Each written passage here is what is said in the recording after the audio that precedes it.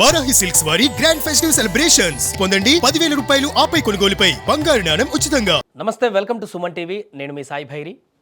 సోమవారం market open అయిన తర్వాత ఈరోజు బంగారం ధరలు మరొకసారి భారీగా పెరిగినట్టుగా కనపడుతుంది. సుమారుగా 500-600 రూపాయలకు పైగా తులానికి బంగారం ధర ఇప్పుడు పెరిగాయి. ఇది ఇలానే కొనసాగుతుందా? పెరగడానికి కారణాలేంటి? వెనిజులా అమెరికాకు సంబంధించిన సంక్షోభం ఏమైనా బంగారం పైన ఎఫెక్ట్ పడుతుందా? పూర్తి వివరాలు తెలుసుకుందాం. మనతో పాటు మార్కెటింగ్ అనలిస్ట్ ప్రభు గారు లైవ్లో జాయిన్ అవుతున్నారు. సార్ నమస్తే. సార్ నమస్తే అండి. సార్, ఈ మధ్యకాలంలో కొంత బంగారం అటు ఇటుగా తగ్గుతూ పెరుగుతూ కొంత స్టేబుల్గా ఉన్న పరిస్థితి నుంచి ఈరోజు కొంత భారీగానే పెరిగినట్టుగా కనపడుతుంది. కారణాలు ఏంటి సార్? ఇంకా పెరిగేటువంటి అవకాశం ఏమైనా ఉందా? గోల్డ్ పెద్ద పెరగట్లేదులే. గోల్డ్ మీకు ఆల్ టైమ్ హై ఎక్స్చేంజ్ చూసుకుంటే 1,40,465. ఇప్పుడు ఇవాళ కూడా 400 ప్లస్లో ఉంది.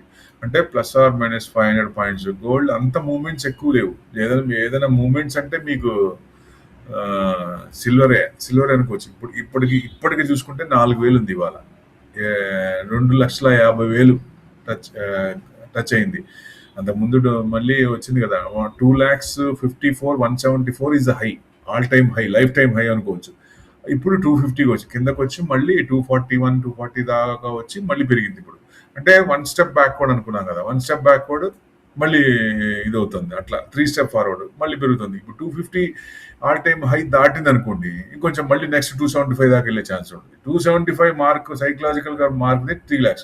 మనం అనుకున్న టార్గెట్ 3 lakhs. 3 lakhs వరకు రావచ్చా అంటే సిల్వర్ బేషుగ్గా ఆరాంగా 3 lakhs వరకు వెళ్ళే అవకాశాలు ఎక్కువ కనపడుతున్నాయి. సో దానికి అనుగుణంగా మీకు అవునండి, silver is dominating gold, white is dominating the silver. Running race లో సిల్వరే ముందుంది. కానీ అన్సంగ్ హీరో ఎవరంటే కాపర్. సిల్వర్ కంటే కాపర్ బాగా ఇది ఉంది. 73% ఈ సంవత్సరం బాగా పెరిగింది. అది అంటే తెలియకుండా పెరిగింది కాపర్. బెస్ట్ ఆప్షన్ అంటే ఏం చెప్తారు సార్? గోల్డ్, సిల్వర్, కాపర్ లో మెటల్స్ అన్ని పెరుగుతున్నాయి. ఇప్పుడు హై పెరిగిపోయింది. సిల్వర్ అమ్మో 2.5-3 లక్షలు అంటే కాపర్లో పెట్టుకోవాలి. కాపర్లో కొంత పర్సెంటేజ్ డైవర్సిఫై చేయడం best. Hindi zinc, aluminium, NALCO ఇట్లాంటివి ఉన్నాయి కదా. సో అట్లాంటి కొన్ని స్టాక్స్ ఉంటాయి, వాటిల్లో ఇన్వెస్ట్మెంట్ చేసుకోవాలి. అన్నిట్లో అంతా కాపర్ పెరుగుతుంది, సిల్వర్ పెరుగుతుందని తీసుకెళ్ళి మొత్తం దాంట్లో పెట్టాల్సిన పని లేదు. సో ఎప్పుడైనా సరే కొంత డైవర్ట్ చేసుకుంటే సేఫ్. మెటల్స్ అన్నీ పెరుగుతున్నాయి కాబట్టి డైవర్సిఫై చేసుకుంటే బెస్ట్. ఎప్పుడైతే మళ్ళీ ఇప్పుడు ఆయన ఏంటి మళ్ళీ టారిఫ్లు పెంచుతాను మీరు కనుక ఆయిల్ కొంటే రష్యా నుంచి అని అదొక భయం పెట్టిండు. మళ్ళీ కొత్త ఇది పాతది అయిపోయింది అనుకున్న దాని మీద మళ్ళీ తెర మీద తీసుకొస్తాడు ఆయన. సో కొత్త అన్నీ అట్లా పైకి వస్తాయి కాబట్టి కొంచెం అలాంటప్పుడు ఏమవుతుందంటే ఈక్విటీ కొంచెం ఇబ్బంది పడుతున్నప్పుడు జనరల్గా ఇది వచ్చే ఛాన్స్ ఉంది. మెయిన్ వెనుజులా మీద పెద్ద ఎఫెక్ట్ పడదు. మనకి 6,375 ఎంతో టోటల్ ట్రేడ్ జరిగింది. దాంట్లో 6,000 క్రూడ్ ఆయిలే ఉంది. ఆ క్రూడ్ ఆయిల్ మిగతాదంతా మామూలు ట్రేడ్, వేరే ట్రేడ్ ఏం లేదు. మనకి పెద్ద ఎఫెక్ట్ లేదు. రిలయన్స్ కూడా ఇవాళ 5% పడింది. ఎందుకంటే అక్కడ ఆయిల్ అంతా ఆపేశారు కాబట్టి కొంచెం రిలయన్స్ బాగా తగ్గించుకున్నారు. ఎక్కువ రిలయన్స్ వాళ్ళ దగ్గర నుంచి. సో ఆ ఎఫెక్ట్ కొంచెం రిలయన్స్ మీద ఉంది కాబట్టి 5%. యాక్చువల్గా మార్కెట్ని పడేసింది ఎవరైనా అంటే ఇవాళ రిలయన్స్ అనుకోవచ్చు. 5% మరి ఇండెక్స్ దాంట్లో మేజర్ స్క్రిప్ట్ పడితే 5% పడితే 75 పాయింట్స్ పడిందంటే మరి దాని పార్టిసిపేషన్ నిఫ్టీలో ఎంత పర్సెంటేజ్ ఉంటుంది? సో డెఫినెట్గా ఇది మైనస్ ఉండడానికి అంటే 75 పాయింట్స్ ఇప్పుడు తీసేస్తే మార్కెట్ యాక్చువల్గా ప్లస్లో ఉంటుంది. సో మెయిన్ రిలయన్సే పడేస్తుంది అనుకోవచ్చు. చిన్నగా 1-2 days మైనస్ ఉంటుంది అనుకున్నాం కాబట్టి కొంచెం ఇది కావచ్చు. మార్కెట్ అయితే నెక్స్ట్ కమింగ్ క్లోజింగ్ కి పాజిటివ్ రావచ్చు అనుకుంటున్నాం. చూడాలి. టారిఫ్ భయాలు కొంత కనబడుతున్నాయి. ట్రంప్ మరలా సుంకాలు గనక పెంచినట్లయితే గోల్డ్ పైన ఎలాంటి ప్రభావాన్ని చూపే అవకాశం ఉంది? అంటే అన్సర్టనిటీ ఉన్నప్పుడు ఏమవుద్ది, అది తగ్గిపోద్ది. ఇప్పుడు నిన్నటిదాకా ట్రేడ్ డీల్ జరగలేదు, లేకపోతే వార్ ఆగలేదు అనుకున్నాం. వాటి కోసం చూస్తుంటే మళ్ళీ పాత దాన్ని మీరు 50% కాదు మీరు కొంటే మీకు ఇంకా పెంచుతా ఉన్నప్పుడు మరి ఈక్విటీ పడుద్ది కదా. దారి దొరకదు కదా, సర్టనిటీ దారి దొరకదు. అలాంటప్పుడు ఏమవుద్ది, కొంచెం తగ్గే ఛాన్స్ ఉంటుంది, లేదా డౌన్ సైడ్ కన్సల్టేషన్ అవుద్ది. అప్పుడు గోల్డ్ కొంచెం పెరిగే ఛాన్స్ ఉంటుంది. ఇట్లాంటివి కొంచెం కొంచెం ప్లస్ ఆర్ మైనస్ పెరుగుతూ నెగిటివ్ వచ్చినప్పుడు పెరుగుతూ ఉంటుంది. ఏదైనా కొత్తది ఏదైనా వచ్చినా మళ్ళీ ఇప్పుడు ఆయన వెనిజులాతో ఆగట్లేదు, నెక్స్ట్ ఇరాన్ అంటున్నాడు, తర్వాత బ్రెజిల్ అంటున్నారు. సో వాళ్ళందరి మీద ప్రెషర్ పెడుతున్నారు. అంటే ఆయన మాట వినేదాకా భయభ్రాంతులు చేసి వాళ్ళ ఇప్పుడు ఆయిల్ అన్ని తీసుకెళ్లి ఎగ్జిమ్ కంపెనీ, యుఎస్ కంపెనీస్ అన్ని వాళ్ళు తీసుకోవాలి. అంటే ఆయిల్ వేరే కంట్రీలు బతకూడదు, ఓన్లీ యుఎస్ వాళ్ళే బతకాలి, వాళ్ళ కంపెనీలే బతకాలి. ఇది ఎక్కడ స్టాట్యూట్, ఇది ఎక్కడ రాజ్యం, ఇది దారుణం కదా. సో ఇట్లాంటివి ఉన్నప్పుడు జనరల్ గా మార్కెట్ ఇబ్బంది పడుద్ది. ఇబ్బంది పడినప్పుడు గోల్డ్ కొంచెం చిన్నగా పెరుగుద్ది. ఏదైనా కొత్త ఇష్యూ వచ్చిందా కొంచెం మళ్ళీ ఎక్కువ పెరిగే ఛాన్స్ ఉంటుంది గోల్డ్.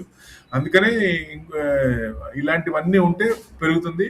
ఏదైనా మళ్ళీ ఇవన్నీ సెటిల్ అయితే, ఇప్పుడు సెటిల్ అయ్యేటట్టు కనపడలా మనకి ఇంకా పెరిగి, అంటే అన్సర్టనిటీ ఇంకా టైం తీసుకునేటట్టే కనపడుతుంది. కాబట్టి మేబీ 1-2 months మనకి బడ్జెట్ ఉంది. ఏప్రిల్ నుంచి మార్కెట్ మనకు పెరగచ్చు అనుకుంటున్నా, కాబట్టి ఈ లోపల ఇవన్నీ సెటిల్ అవ్వాలి. సో ఈ 1-2 months gold metals, gold, silver ఇవన్నీ కూడా అప్ సైడే ఉంటాయి ఎక్కువ. సో పడేటప్పుడు గోల్డ్ పడచ్చు, కానీ ఏదన్నా ఈక్విటీ మార్కెట్ పెరుగుతున్నప్పుడు సిల్వర్ పడకపోవచ్చు, సిల్వర్ పెద్ద పడకపోవచ్చు, సిల్వర్ అను కాపర్ పడకపోవచ్చు, ఎందుకంటే వాటి డిమాండ్ పెరుగుతుంది. సో వాటి డిమాండ్ పెరుగుతుంది కాబట్టి డెఫినెట్గా వాటికి అనుగుణంగా తగ్గేదేలే అన్నట్టు అవి ప్లస్లోనే ఉంటాయి. అంటే ఇంట్రెస్ట్ రేట్లు ఒకటి మెయిన్. ఇప్పుడు ఫెడ్ కూడా ఇంట్రెస్ట్ రేట్లు ఏం చేస్తారు అనే దాన్ని బట్టి కూడా మార్కెట్ చూస్తుంటుంది. కాబట్టి ఇంట్రెస్ట్ రేట్ తగ్గించినప్పుడు ఆటోమేటిక్గా మరి మార్కెట్ కొంచెం పుంజుకుంటుంది, గోల్డ్ కొంచెం తగ్గే ఛాన్స్ ఉంటుంది. అట్లా అన్ని రివర్స్ ఉంటాయి. కాబట్టి దాని అనుగుణంగా వాళ్ళ స్టాన్స్ ఏంటి, వాళ్ళు ఏం చేస్తారు అనేది మెయిన్. జియో పొలిటికల్ అంటే దాని ఎఫెక్ట్ మెటల్స్ మీద పడుద్ది మెయిన్. అంటే యుఎస్ ఇండికేటర్స్ కొన్ని ఉన్నాయి, అవి కూడా చూడాలి. ఐఎస్ఎం మ్యానుఫ్యాక్చరింగ్ డేటా ఒకటి ఉంది, ఏడిపి ఎంప్లాయ్మెంట్, ఇది అన్ఎంప్లాయ్మెంట్ రేటు, అవి చూడాలి. ఫెడ్ రిజర్వ్ అఫీషియల్స్ వాళ్ళు ఏం చెప్పారంటే గైడ్ వాళ్ళ ఎక్స్పెక్టేషన్ ఇంట్రెస్ట్ రేట్ మీద ఇన్ఫ్లుయెన్స్ ఎలా ఉంటుంది అంటే దీన్ని బట్టి చెప్తారు. కాబట్టి ఆ ఎఫెక్ట్ మార్కెట్ మీద పడే ఛాన్సులు ఉన్నాయి. ఇవన్నీ పారామీటర్స్ అనుకోవచ్చు యుఎస్లో. అవన్నీ చూస్తే కానీ అప్పుడు మనకు తెలియదు. సో డెఫినెట్గా ప్రెసెంట్ అయితే అన్సర్టనిటీ ఉంది, క్లారిటీ లేదు. సో ఈక్విటీకి దారి లేదు కాబట్టి కొంచెం అన్సర్టనిటీగా ఉంది. కాబట్టి అప్పుడు గోల్డ్ కొంచెం పెరిగే ఛాన్స్ ఉంటుంది. విపరీతంగా పెరగట్లా, సిల్వర్ పెరిగినట్టు గోల్డ్ పెరగట్లా, చూడండి, అబ్జర్వ్ చేయండి. ప్లస్ ఆర్ మైనస్ లేదు, ప్లస్ 500-600 అట్లా పాయింట్స్ పెరుగుతుందేమో, అలా పెరుగుతుంది అంతే. సిల్వర్ మటుకు విపరీతంగా పెరుగుతుంది, అదే అబ్జర్వ్ చేయాలి. ప్రమాణాలతో పాటుగా ఇప్పుడు వచ్చే కొద్ది రోజుల్లోనే ముహూర్తాలు కూడా బాగానే ఉన్నాయి, పెళ్లిళ్ళు కూడా బాగా జరగబోతున్నాయి. ఈ డిమాండ్ కూడా కలిసి వచ్చే అవకాశం ఉందంటారు సార్ పెరగడానికి గోల్డ్? అంటే వేడి నీళ్ళు చన్నీళ్ళు అంటూ కొంచెం జస్ట్ అంత రిటైల్ పర్సంటేజ్ అంత ఉండదు కదా, విపరీతంగా పర్సంటేజ్. ఎందుకంటే సెంట్రల్ బ్యాంక్స్ ఆపితేనే కొంచెం కరెక్షన్ కానీ ప్రైస్ కరెక్షన్ కానీ వచ్చే ఛాన్స్ ఉంటుంది. కానీ సెంట్రల్ బ్యాంక్ బయింగ్ ఆపనంతకాలం అవి పెరుగుతున్నాయి, చిన్నగా పెరుగుతుంటాయి. బాగా ఎక్స్ట్రీమ్కి వచ్చేసింది కాబట్టి ఈ రిటైల్ పర్సంటేజ్ కొనటం అనేది గోల్డ్ తగ్గిస్తారు కదా. ఎంత ఉంటే ఇప్పుడు 1,40,000 ఉందంటే ఎవరు కొంటారు, అంత ముందుకు రావడానికి కష్టం అవుద్ది కదా. సో గోల్డ్ పర్చేసింగ్ తగ్గుద్ది. మీరు ఏ షాప్ వాళ్ళని కదిలించినా ఇదే చెప్తారు, పర్చేసింగ్ తగ్గుతుంది. కానీ ఎక్స్చేంజ్ ఇది జరుగుతూ ఉంటుంది. ఎక్స్చేంజ్ అనేది ఎవర్ గ్రీన్, ఎప్పటికీ జరుగుతూనే ఉంటుంది. మోడల్స్ మార్చుకుంటారు కాబట్టి, ప్రీషియస్ మెటల్స్ కాబట్టి గోల్డ్ డెఫినెట్గా దాన్ని మార్చుకుంటూనే ఉంటారు. సో మెయిన్ అది. అంటే ఇక ముందు సోలార్కి, ఈవీస్కి గ్రీన్ ఎనర్జీ వస్తుంది కదా. ఈ గ్రీన్ ఎనర్జీ మనకి ఇంకా ఫుల్ లెంత్గా స్టార్టే కాలేదు. స్టార్టింగ్ ఇంకా ఫస్ట్ అంటే టేక్ ఆఫ్ కూడా కాదు, స్టార్ట్ అయింది జస్ట్. అంటే గ్రీన్ ఎనర్జీకి ఫుల్ లెంత్గా వచ్చిన తర్వాత సిల్వర్ అనేది విపరీతంగా యూసేజ్ ఉంటుంది. సో మరి అప్పుడు కాపర్ కూడా, డేటా సెంటర్స్ వీటన్నిటి కూడా కాపర్ కూడా కావాలి. కాబట్టి ఇవన్నీ కలుపుకుంటే ఇవి పెరిగే ఛాన్స్లే ఉన్నాయి. కానీ గోల్డ్ మటుకు అంత విపరీతంగా పెరగపోవచ్చు అనేది ఎక్స్పెక్టేషన్. ఈ సంవత్సరానికి 2026కి ఏమన్నా ఎక్స్పెక్ట్ చేయాలంటే ఇప్పుడు ఐఎంఎఫ్ కానీ గోల్డ్ కౌన్సిల్ కానీ గోల్డ్ మ్యాన్ సాచ్ కానీ వాళ్ళు చెప్పింది ఏంటి, 15-30% పెరగచ్చు. అంటే ప్రాబిలిటీస్ ఇవన్నీ బాగుండకపోతే ఇది పెరగచ్చు 15-30%, అంటే 20-30% తీసుకోండి. అంటే లాస్ట్ ఇయర్ 70% పెరిగింది కాబట్టి ఈ సంవత్సరం మినిమం 15 to 30% పెరగచ్చు, అంతకు మించి పెరగపోవచ్చు. ఇవన్నీ కనుక మారితే అది యూటర్న్ తీసుకునే ఛాన్స్ ఉంటుంది. -15 to 30% కూడా ఉండొచ్చు ఇది బాగా పెరిగితే. ఎందుకంటే ఏప్రిల్ నుంచి మార్కెట్ పెరిగింది అనుకోండి, డెఫినెట్గా అది కొంచెం తగ్గే ఛాన్స్ ఉంటుంది. అప్పుడు ఏముంది, చిన్నగా గోల్డ్ నుంచి వాళ్ళు మళ్ళీ ఈక్విటీకి వస్తారు కాబట్టి అక్కడ పొజిషన్స్ అన్ని తగ్గిపోతుంటాయి. డ్రాస్టిక్ ఫాల్ ఉంటుంది. ఆ డ్రాస్టిక్ ఫాల్ ఇప్పట్లో ఏం కనపడట్లేదు. Right sir, right. Thank you so much sir. అది ప్రస్తుతం బంగారం ధరలకు సంబంధించినటువంటి వివరాలు. కొంత మేరకు పెరిగాయి. బంగారం కంటే సిల్వర్ అత్యంత వేగంగా పెరుగుతుందంటూ కూడా వారు చెప్తున్నారు. బంగారం కొంత మేరకు వెళ్తున్నా కూడా ఈ ఇయర్ మొత్తం కూడా 15 to 30% వరకు పెరిగేటువంటి అవకాశాలు ఉన్నాయంటూ చెప్తున్నారు. అంతర్జాతీయ ప్రమాణాలు సెట్ అయితే అన్నీ సానుకూలంగా ఉంటే తగ్గొచ్చు, లేదంటే ఇంకా పెరిగేటువంటి అవకాశాలు ఉన్నాయని కూడా వారు చెప్తున్నారు. చూస్తూనే ఉండండి సుమన్ టీవీ.